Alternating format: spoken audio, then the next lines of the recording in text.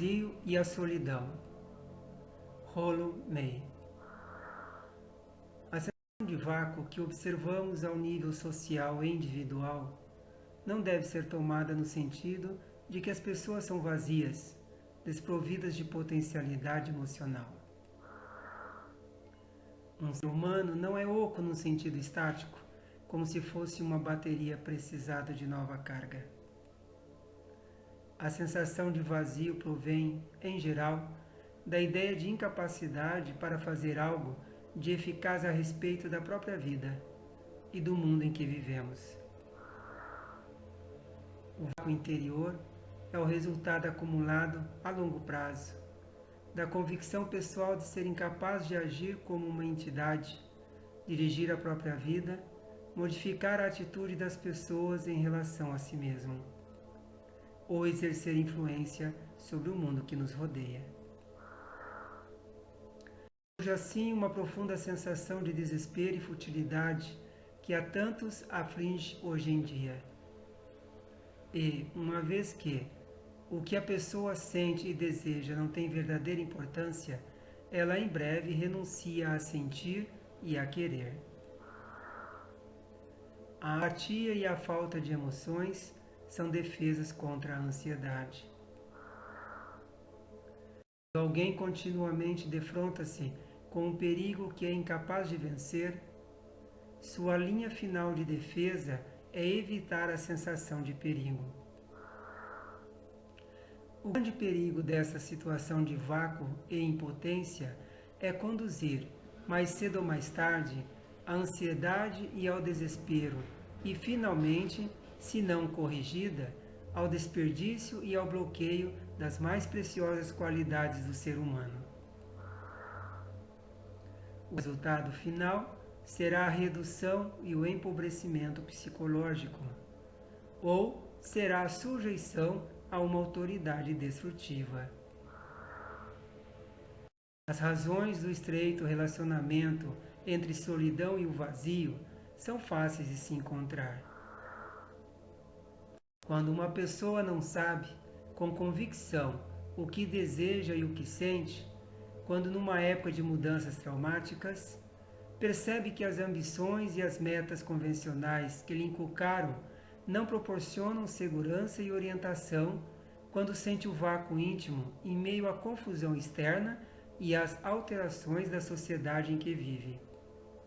Então, se sente em perigo e sua reação natural é procurar outras pessoas, delas esperando orientação ou pelo menos algum consolo para não se encontrar sozinha naquele pavor. O vazio e a solidão são, portanto, duas faces da mesma experiência básica da ansiedade. A sensação de isolamento ocorre quando a pessoa se sente vazia e amedrontada, não apenas porque deseja sentir-se protegida na multidão, como um animal selvagem se resguarda vivendo em bandos. A ânsia pela proximidade dos outros não é também um simples desejo de preencher o vácuo interior, embora essa seja com certeza uma faceta da necessidade de companheirismo humano de quem se sente ansioso. O motivo mais fundamental é que o ser humano adquire sua primeira experiência do self, de si mesmo, no relacionamento com seus semelhantes e quando está sozinho. O medo da solidão espreita por detrás da grande necessidade de receber convites ou de ver os seus aceitos. As pessoas mais esclarecidas o percebem muito bem e gostariam de dizer não, mas desejam muito a oportunidade de ir.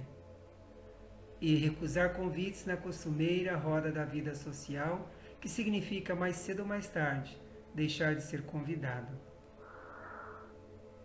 Em sentido figurado, é o fantasma da morte que tenta aplacar, a morte como símbolo da derradeira separação, do isolamento dos outros seres humanos. O medo de estar só deriva, em grande parte, da ansiedade de perder a consciência de si mesmo. Contempla a ideia de ficar só por um longo período de tempo, teme sentir-se perdido, despojado dos limites de si mesmo, sem nada contra o que colidir, nada para orientá-lo. O ser humano adquire grande parte do senso de sua própria realidade pelo que os outros dizem e pensam a seu respeito. Muita gente vive assim, tateando como cego, tocando uma sucessão de pessoas. Quando os métodos habituais de orientação estão ameaçados e a pessoa não encontra outros seres ao redor, acaba abandonada aos próprios recursos e força interior, cujo desenvolvimento o homem moderno tem negligenciado. A ameaça de solidão é, portanto, real e não imaginária para a maioria. Perde assim a única coisa que o ajudaria positivamente a vencer a solidão a longo prazo, isto é, o desenvolvimento de seus recursos interiores, da força e do senso de direção, para usá-los como base de um relacionamento significativo com os outros seres humanos.